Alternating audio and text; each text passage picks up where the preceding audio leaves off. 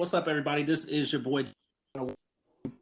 Another episode of The Real Deal with James. This is an exciting time. I have a moment to connect finally with a band that I was not aware of.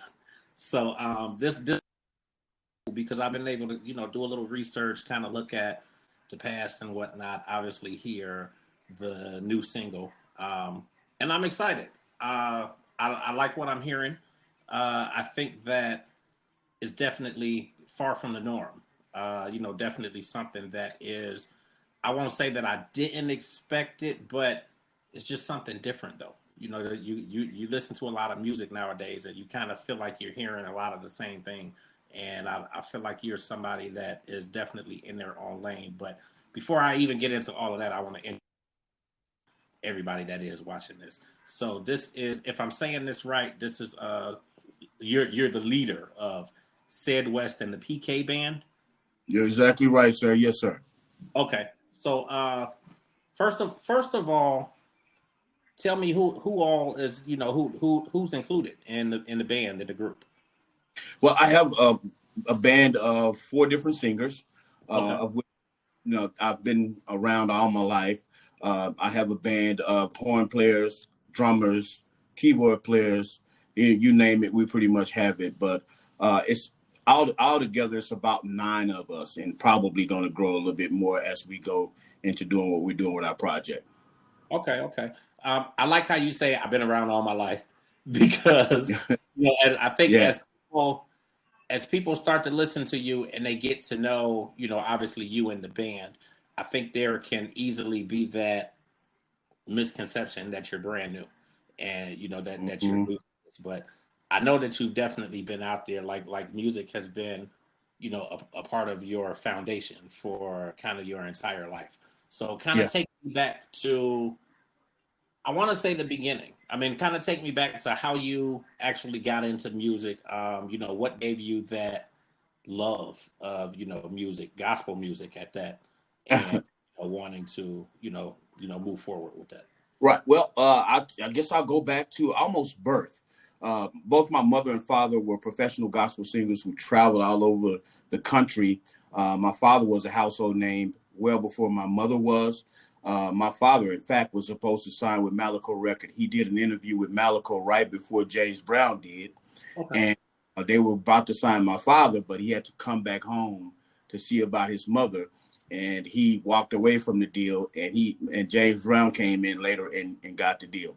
But I've been around music all my life. At the tender age of 5, I started realizing I could sing a little bit.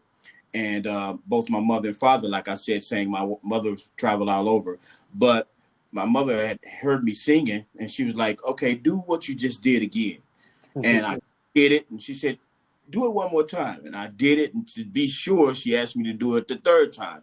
Right. And when I sang, she was like, okay, you got it. You have what it takes. So that kind of was the birthing of the gift of me even realizing it. I think my mother validated and confirmed that, hey, you can sing, and we want you to kind of use that gift, to give glory to God, because that's what it's all about to us. So it kind of started back there, and I started traveling with my father and mother all the way up until I was in college. So singing in bands and singing all across the country with a lot of different quartet groups was what I was birthed in, along with the church. My mother and father were pastors of a church, so that kind of forced me into it, if you will. What was it like in that time? Obviously starting at 5 and going up in music. A lot of hard work. Obviously for a 5-year-old, and not even just being 5, but kind of through your entire childhood and your adolescent years, you were working. Like it's work. Yeah, I mean, it was a natural act. We would sing in the garage, we sing in the closets. If we would mess up, my mother and father would make us sing in a closet. They would say, okay, you didn't sing that right, so you need to get in the closet and sing it. So we were trained in it. It was almost like a high profile athlete. You know, a lot of the things that they go through and suffer through in order to be on the screen and become champions. We don't understand the suffering that it took to get there. So I did a lot of suffering. But at the end of the day, it was gratifying because you got a chance to be able to express the gift that you were given to help other people and to encourage and inspire somebody else. So I grew up in it and I love it. Like, you know, as much as I love eating food, I love doing music and helping people. I think that's amazing, though. What do you remember most about it? Kind of growing up in, like, like, you know, obviously being there in Dallas. Yeah, being in Dallas, it was, you know, I didn't know any other place at the time, but what it was like was, see, I grew up in the projects, man. If you heard anything about it, it's called West Dallas Projects. It's probably one of the biggest project movements in that time, and we would actually set up bands and sing in the projects, man, and people would come from all over and listen to my mother and father, and I would back them up. So it was a great experience for one.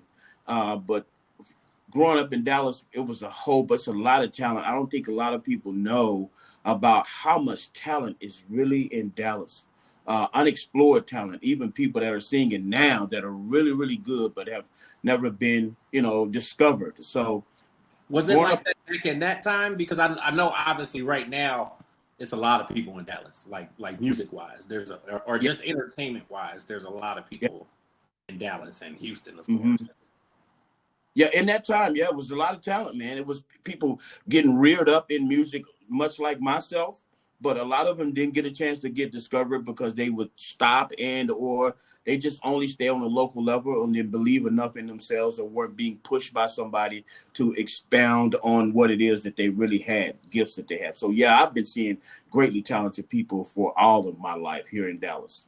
Yeah. Like how did you end up kind of in the same space as, you know, people like the staple singers? And like, you know, obviously the number of people that you had the opportunity to kind of tour with and open up, and like that's amazing. Yeah, I mean, I rode my mother and father's coattail, if you will. They were they were driving the car. I just decided I would jump in and Yeah. go along for the ride. So they gave me most of my experience, both my mother and father. And then the latter part of my father's career, he passed almost 7 years ago. The latter part of his career, which was about 2004, five, he began touring again, so we got a chance to be exposed to even more household names. ZZ Tops. I actually Yeah. sang with Lou Rawls. We did the Austin City Limits. If you ever heard of it, it's a huge deal. We've done a lot of things, man. So to answer your question, I arrived at that mostly by being around my mother and father and helping them on stage and background singer for them and managing things of that nature. What was that like touring with your father, like, you know, around that time, 2003, 2004, 2005, as opposed to when you were a child? Like, what do you feel like you learned throughout your entire career that kind of made it more surreal for you, or you know, made it more of an enjoyable time, you know, as you were older? Yeah, see, my father, I didn't get a chance to say this. My father laid his career down in the 80s. And then he helped my mother get her career started. And then he had always been telling me, man, I wish I could do it again. And my father got a call from some people in Austin who had discovered him, and he began to do music and brought me along the ride with him. And it was more like I was living my father's dream for him. Mm-hmm. I letting him see his career, be able to not only be a national group, but an international. We started traveling all over the world. Um, Australia. We went to Switzerland. We went to Paris. Went to several different places. So at that time, I was like really trying to let him see his dream come true. Right. But in doing that, it gave me more chops, if you will, to Right. know how to do it for myself. Right. And it taught me that, you know, this is not just a ride that you're on with your mother and father anymore. Now it's time for you, Cedric, to see what your career can become after having had this ride for so long. I think that's amazing, man. So like, fast forward in 2018, why did you create the band? Like, kind of talk to why you decided to go that route. Obviously, after been in this for so long, and yeah, I had been writing. I had been writing for myself since the '90s. I say '92. I started writing, and I have an anthology of over 100 songs, of which nobody has heard. And I started back. I wanted to start my father's group, but then again, it came to me, Cedric. It's time for you to not be selfish, and it's time for you to do it for yourself. You've heard people tell you all these years how talented you are. Why not believe in yourself? And some people find that to be true. They can believe in somebody else's dream for so long, but they'll never believe in it for themselves. right, And right, right, the realization that, hey, bro, it's about you now. You've right, been selfishless all your life. Now it's time to be a little selfish and let people hear what God has done for you. Let people hear your sound. So I was able to fuse and merge some of the things that my mother and father did over the years. And here recently, I decided in 2018, I think that's when it was, right. that, hey, man, you might as well jump and jump off the building, if you will, leap and Right. fly on your own. So Yeah. where I'm at now, I'm just like, man, you know what? I'm not looking back. I have all this experience. I have all these songs in my anthology, and it's time for people to hear what I have to present. Right. Yeah. Now, talk about the time and process of the last 4 years. Obviously, of CedWest band, especially when you consider 2 years of the pandemic. Mm. Which is really intermixed in there. Um, how has even that affected you moving forward with the band and you guys getting music out here? Which obviously you have your new single, so we'll Yeah. a little bit. But Yeah. how has that really affected your process over the last 4 years? To be honest with you, man, it gave me a greater sense of urgency. It Okay. made me realize how short life really is. Mm-hmm. It gave me that term that I heard in high school, carpe diem, seize the day. Yeah. You Yeah. know, I got to a point where it's like, you know what, bro, you don't have all this time as you think that you do.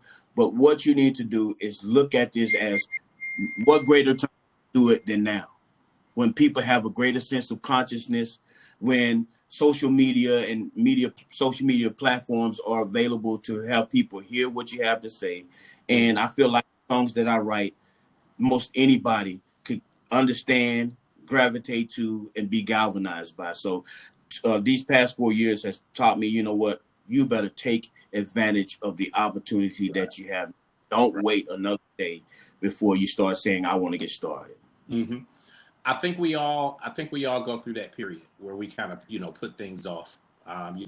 Especially with our careers and our dreams, and like you said, a lot of times we don't necessarily believe in ours as much as we believe in somebody else's. So that's good. Like Mm, that's a good message, obviously for everybody to really push at yeah, their dreams. And then with this pandemic going on, just like and you're not the first person that told me that it really gave them a sense of urgency. Like the yeah, time is not waiting on nobody. it's Um, right. I think it's definitely good. So your new single, Dream On. Tell me about that. Well, Dream On was derived from me having read I Have a Dream speech. Um, and I wanted to write something that took down the walls of, if you will, the social and cultural divide that we have Mhm. and throughout the world. And I felt like, we've had great people like Martin Luther King who taught us, that one day, every ethnicity, every culture, every demographic, every economic platform and or people who have money, one day we're gonna all come together. We're all gonna have to be one people. We're all gonna have to learn how to respect and love one another. And I felt like Dream On was my opportunity to say, you know what, I'm proud to be a black man, Mhm. but I'm more proud to say that I have Caucasian friends, I have Indian friends, I have Mhm. Oriental friends, I have Mexican friends, Right. and I love all of them. And I feel like the only way we're gonna erase racism is that we love each other. I think love is the only thing Most. that'll erase the hate that has gone on in this country. So I felt like putting Dream On in the song was kind of a capsule that we all need to take in and let it do what it needs to do with us internally and give us some heart checks and tell us about, hey, man, we'll never be able to do this thing if we don't do it together. Definitely, most definitely. Yeah.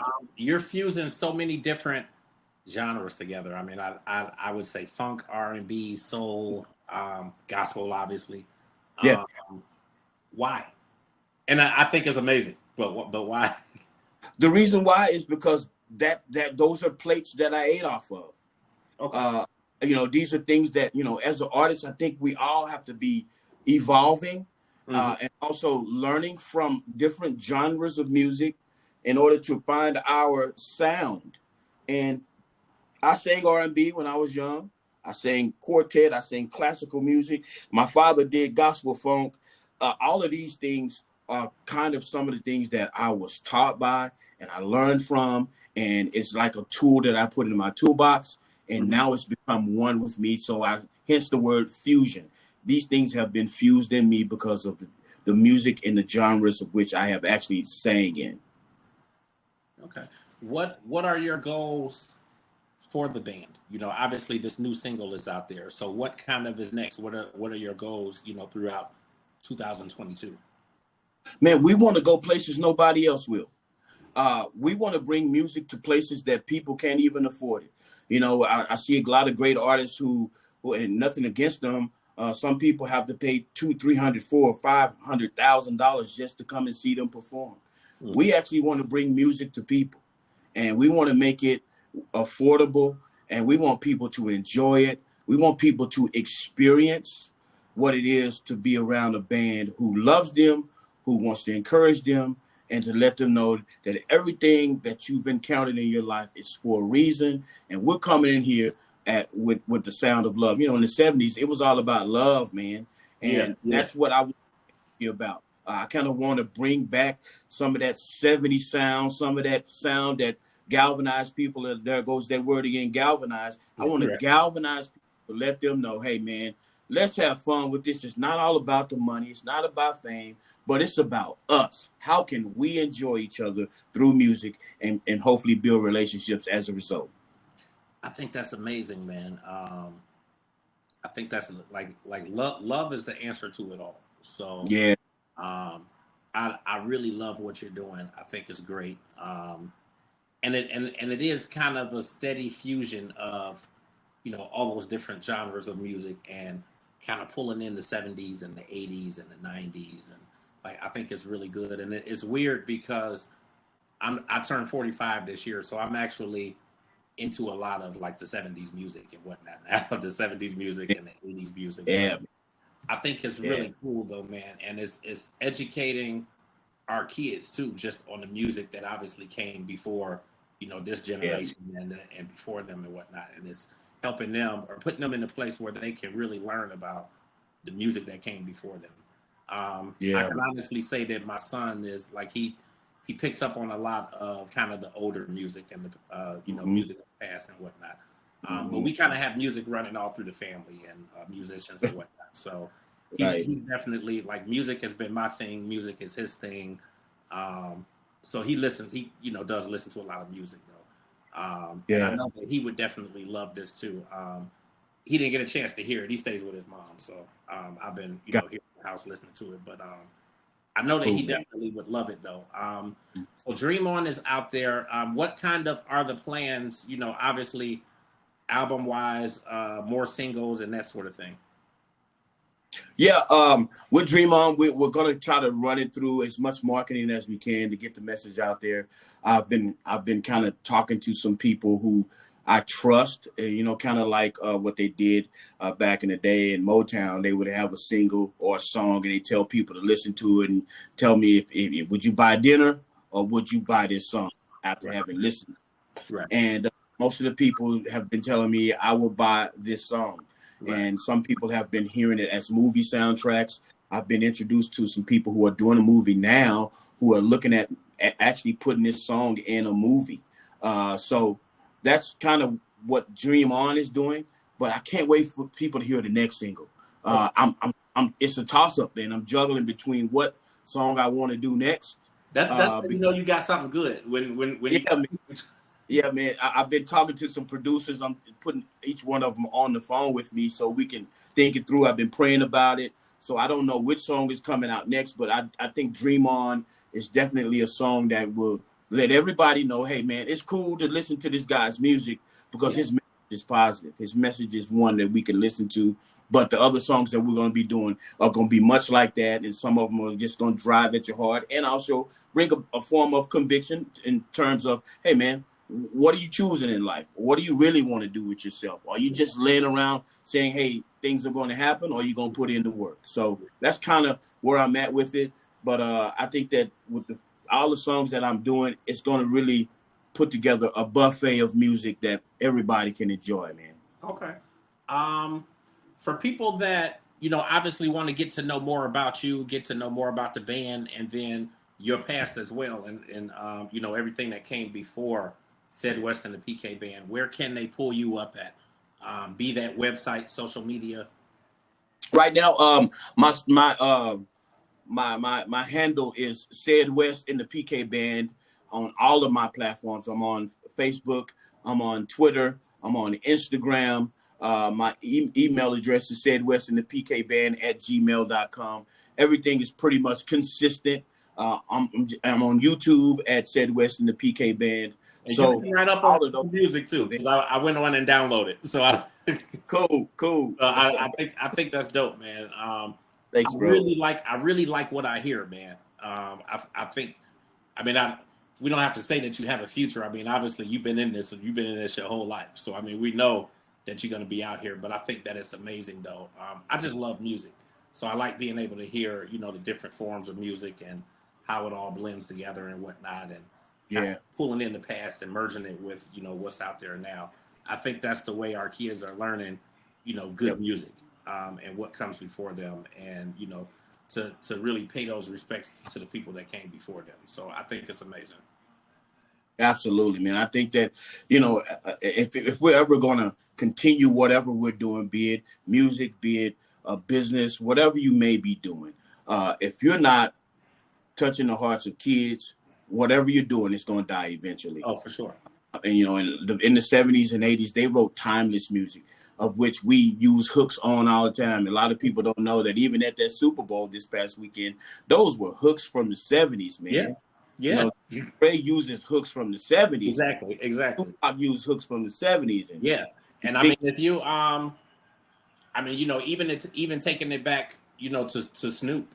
Hmm. When you look at his first album, I mean, a lot of that was the dramatics, and Yep, the people that came before him. So yep, I think it's good, man. I can appreciate, obviously people like him, but then people like you as well, yeah, who keep this going. yeah, Um, yeah, who definitely keep it going. Any type of, I want to say, like anything that you really wanted to get out with the conversation today, any kind of yeah, final. man. We didn't never say this because this is kind of how I am. I put the walls down, and I feel like you use as much bait as you can to reel people in. Right. A lot of people don't know I'm a pastor, man, and being a pastor, I think that traditionally we look a certain way, we talk a certain way. Right. And that was good. And I've never come against anything that they did before me, because I'm actually a child of the past. But I've learned that in order to touch those that are in the present and in the future, you got to kind of learn how to blend in a little bit, Yep. still get the message out, still tell the kids the truth, but at the same time, take down the walls so that people who have a bad taste in their mouth about the church and pastors, Right. they may come back and say, hey, man, you know what?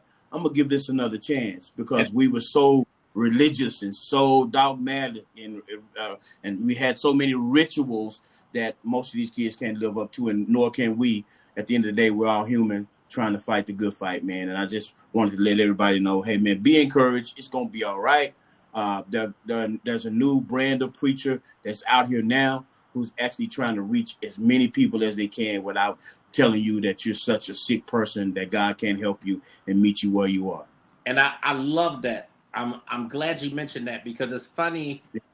Tangi and I talked about that actually maybe about 20 minutes before you and I got on. Yeah. I think that's amazing because you're breaking that stereotype. Yeah. There obviously is a vicious stereotype that, pastors and preachers are a certain way, Yeah. that you can't really, like, even when it comes down to us talking about the music, Yeah. and, the music that you came up on and the music that you're putting out there. And like a lot of times people don't really have that comfort level of speaking about that with a pastor or with a preacher. So I, Yeah. I think it's good because you're definitely, like, hands down, you're breaking that stereotype. And Yeah. kids need to be able to hear from, pastors like yourself that can actually relate to them and the things that they have going on. Like that's really a lot of the problem with a lot Yeah. of kids is they feel like they can't relate to, the pastors and the preachers and whatnot. So That's, like I said, you're breaking those stereotypes, and that's what makes you yeah. that's what makes you who you are, man. So I think that's definitely amazing. Man, I thank you, man. And it's an attribution to uh, how I was raised, but it's also what I've learned down through the years, man. I grew up in Dallas, went to school at Marysville, California, graduated from University of Idaho in Moscow, where there were only a few black people, and the only black people that were there were football players, which what I was at that time. But in my travels, man, I found some of the most beautiful people in the world who didn't look like me, and I learned to be able to blend in as opposed to standing out, taking the back seat instead of trying to go to the front, and letting people know who I am just by being in that room with them. And I learned that a lot of the youth, man, much like myself, and in church, I got burned by a lot of situations, but I learned that a lot of times the people that were in the church were just too dogmatic, man. They were just too holier than thou, if you will. Yeah, Love them all. Don't get me wrong. I love yeah. each and every one. And I But like you feel said, a lot of go them are church. holier than thou, and Yeah. kind of hypocritical just because, Yeah. like, we all go through stuff, man. Like Yeah. nobody's perfect. So, Yeah. the very stuff that, a lot of people get judged on, a lot of these Yeah. people, they're falling victim to a lot of that stuff too. So Yeah, man. you can't look down on people, man. We all go through Mm-hmm. stuff, and we all need help. We all Yeah. need love. We all need encouragement. And Yes. I think this is good. Yeah, man. So that's where I'm at. It's just, I just want to make sure that I'm reachable, and that people can understand that, hey, man, he's a normal man just like me, Right. and he's judged me before he gives me a chance to prove who I am to him, Right. and vice versa. I got to prove myself to people just like they have to prove themselves to me. Exactly. Everybody starts out with an A. And if you keep that A, that's on you. But if you end up with an F, it'll be because you decided to get that Right. Right. F. Hey, I'm still gonna love you even if you got an F, man. Mhm. So that's how. Okay. Thank you so much, man. I think that this was awesome. Like, will you be I know obviously the pandemic is still going on, but what about like touring and shows and that sort of thing? Those things we're putting together right now, man. We're trying to do shows whereby it doesn't make a difference about the pandemic. If we can give a show to somebody and they just hear us on somebody's field singing on social media, we want to make sure that we don't let anything stop us moving forward, because at the end of the day, people need to be encouraged, and music is the common denominator Yeah. to life, period. Yeah, most definitely. Um, Yeah. yeah, thank you so much, man. I really, really appreciate this. I definitely want to do Thank you, this bro. again as you do more and, get more singles and whatnot out there. I think this is really good. I really appreciate the opportunity, man, Oh, for and sure. God, you for giving me this platform. You as And well, like you man. said, forward to working with you in the very near Yeah, future. I definitely look forward to it, man. You have a good night. You too. Take care.